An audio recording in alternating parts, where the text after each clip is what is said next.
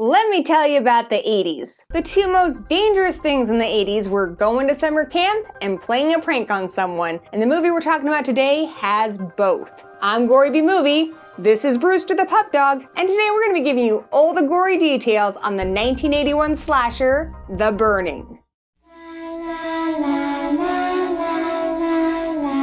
Those of you on the East Coast are likely familiar with the name Cropsey. He's something of a boogeyman in New York and New Jersey. For generations, many have sworn that the legends are true, and there's a pretty compelling documentary on the subject called Cropsey. He's also the basis of another famous slasher movie called Madman. Despite the real legend, The Burning is often compared to Friday the 13th, which came out the year before. Some even call it a ripoff, but I have to disagree. There's no final girl in The Burning, it's not a whodunit, and Cropsey has very little in common with Mrs. Voorhees. Something the films do have in common is special effects makeup artist Tom Savini. Savini actually turned down Friday the 13th Part 2 to work on The Burning, mostly because he didn't like that Jason was coming back as the killer since the first film established that Jason was dead. There's no Jason. There shouldn't be a Jason. That's what I was thinking. It's also interesting to note that Savini played Mrs. Voorhees' hands in her decapitation scene and Cropsey's legs during his burning scene. So I guess Cropsey and Mrs. Voorhees have something in common after all. The Burning was directed by Tony Maylam and was written by Peter Lawrence and Bob Weinstein, and it was the first film produced by Miramax Pictures. It stars Brian Matthews, Leah Ayres, Fisher Stevens, Jason Alexander, and Lou David as Cropsey. So after 37 years, is The Burning worth a watch? Well, we'll get to that, but first a brief description of the plot, and then the good,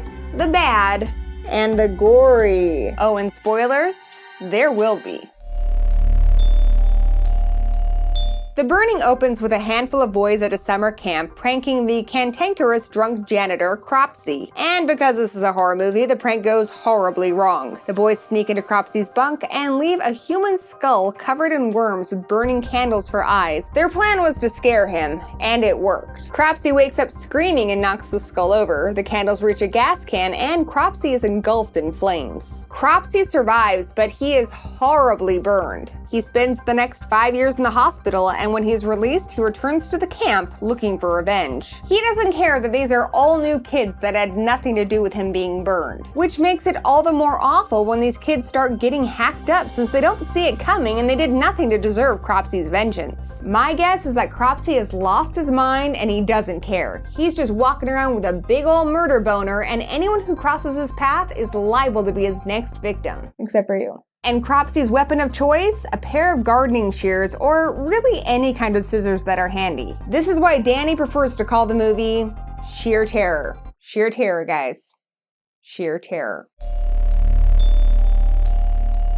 When you watch The Burning, you can tell that the cast and crew had a great time making it. For many of them, this was their first movie, and there's this raw, sometimes playful energy throughout the film. What's more, the filmmakers took a lot of risks, and for the most part, they paid off. We see this in the amazing practical effects. Also the Cropsey makeup, which is all the more impressive because Savini only had 3 days to create it. One of the things I appreciate most about The Burning are the cast and characters. For one, I like that they don't all look like supermodels. We see all body types, bad skin, and teen awkwardness. They seem like real people and they're fun to watch, especially Jason Alexander, who gives great comic delivery.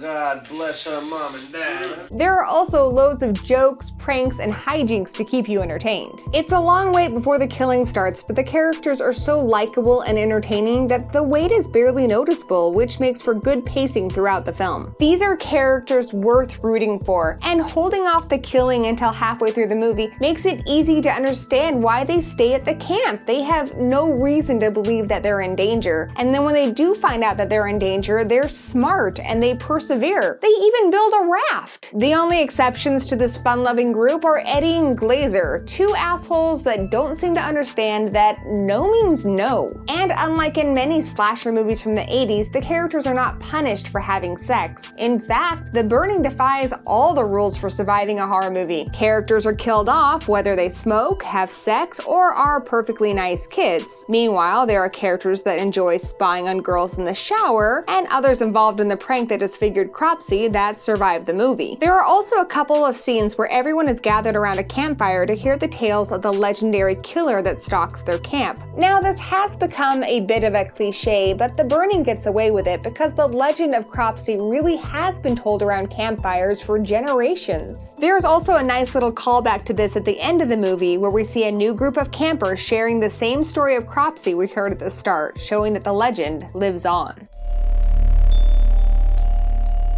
I mentioned that most of the cast and crew had never done a movie before, and for the most part that makes The Burning all the more impressive. But there are a few places where their lack of experience shows. The editing is rough, particularly during the climax where the action is cut so crudely that it's difficult to understand what's going on. Also, what's up with that cheap looking shot of Karen in the mine? It's clear that it's just a freeze frame of the actress from her earlier death scene, and it looks terrible. Meanwhile, there are other scenes that could have done with a cut or two, like the scene where Cropsey is burning and we can clearly see that it's his stunt double with a crash helmet on. This was editor Jack Shoulder's first feature film, and he's admitted that he didn't particularly enjoy working on it, nor was he a fan of horror, though he did go on to work on other films in the genre like Alone in the Dark, A Nightmare on Elm Street 2, and The Hidden. Then there's the music. Even for the early 80s, some of the music is just weird, like the banjo music during the canoe scene. You'd think that anyone making a film after Deliverance came out in 1972 would know that that is a bad move. Then there's the cheesy happy music after the campfire prank, and the bizarre synth score used during the final fight. And since we mentioned the final fight and the editing, Todd's flashback at the climax really should have been cut. Nearly the entire first scene of the movie is replayed, and it's completely unnecessary. What's more, it slows down, which should be one of the more suspenseful scenes in the movie, and there are scenes included in that flashback that Todd couldn't have possibly witnessed. The flashback is used to reveal that Todd was one of the kids that disfigured Cropsey, but you'll be able to figure that one out long before the big twist is revealed.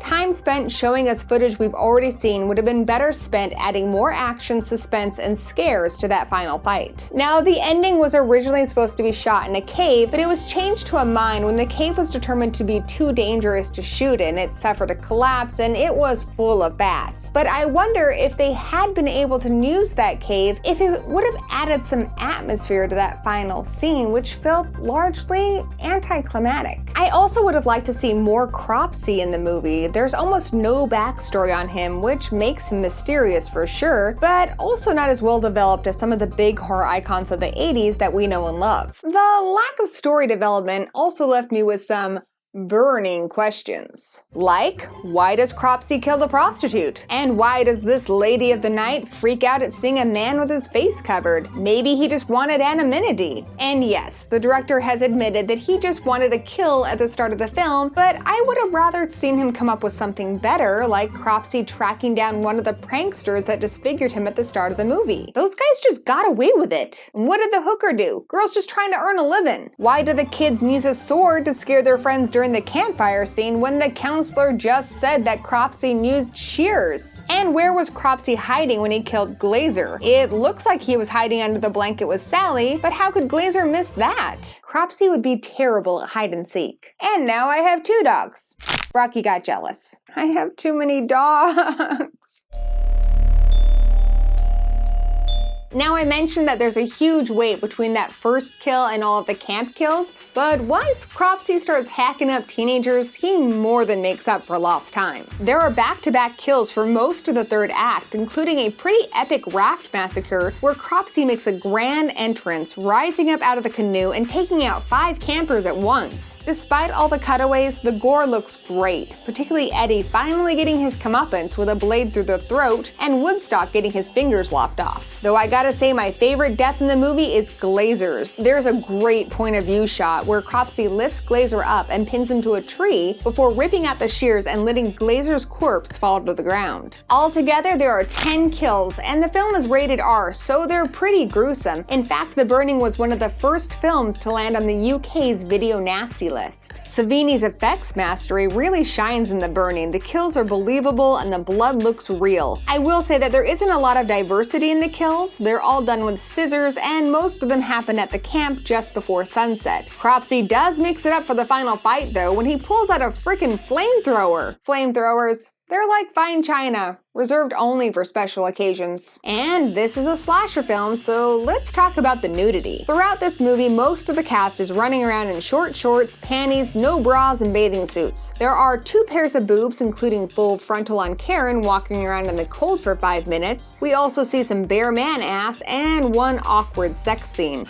I don't know what happened. It's okay. And for those of you with foot fetishes, there are enough tootsies in this picture to rival a Tarantino flick. So, should you see it? The Burning is a classic that still holds up today, and it's an essential addition to any 80s slasher fans collection. And when it comes to which edition to buy, that one's a no-brainer. For US fans, I recommend this Scream Factory Blu-ray edition of the film that features director commentary, a Tom Savini featurette, loads of interviews, galleries, a DVD copy of the movie, and subtitles. Not to mention the amazing art on the cover. Scream Factory always goes all out there, but if you don't like that artwork, flip it around and you'll find the classic poster on the inside of the case. Well, that's it for me. I want to give a big shout out to Ron Bowers, who requested this review on our Patreon page, Horror Addicts Anonymous. Also to Jordan Crawford, who was nice enough to send me this Blu-ray, which I love. And of course, if you guys want to see more all the gory details movie reviews like this one, be sure to hack that thumbs up button and subscribe and ring the bell so you don't miss any of our upcoming videos. Thanks for watching.